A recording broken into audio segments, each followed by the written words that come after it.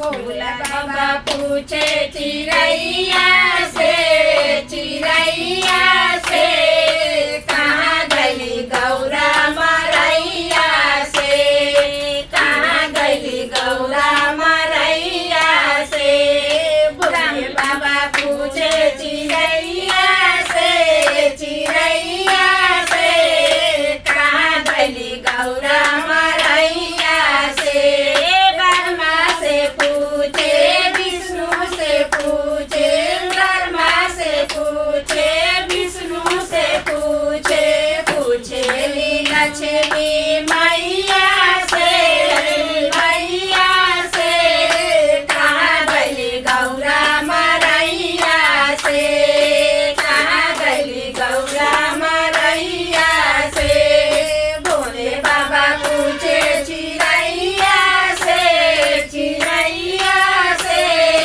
कहाँ गली गौरा मरैया से, कहाँ गली गौरा मरैया से। रामा से पूछे लक्ष्मण से पूछे, रामा से पूछे लक्ष्मण से पूछे, पूछे ले सीता मैया से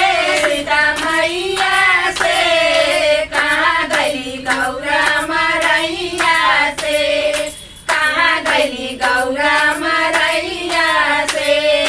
भोले बाबा पूछे चिड़ैया से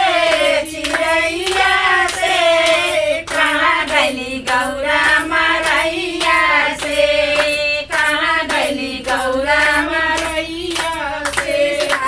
पूछे बलिराम से पूछे, कृष्णा से पूछे बलिराम से पूछे, पूछे ले राधा मैया से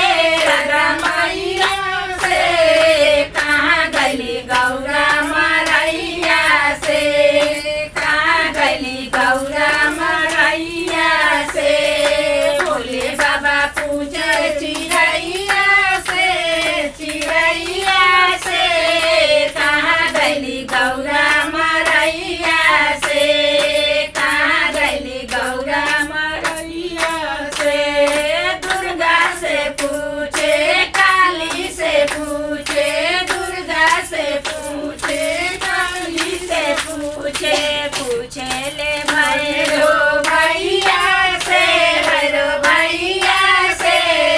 कहाँ गली गौरा मरैया से, कहाँ गली गौरा मरैया से। भोले बाबा पूछे चिड़ैया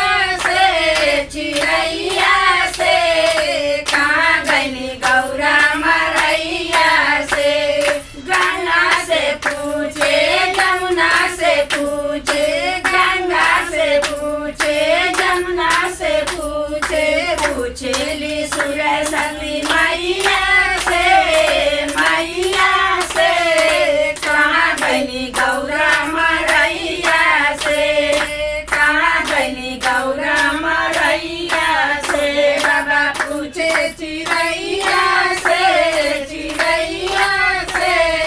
कहाँ गली गौरा मरैया से, कहाँ गली गौरा मरैया से। गुरु भैया से पूछे, गुरु भैया से पूछे, गुरु भैया से पूछे, गुरु भैया से पूछे, पूछे ले सिया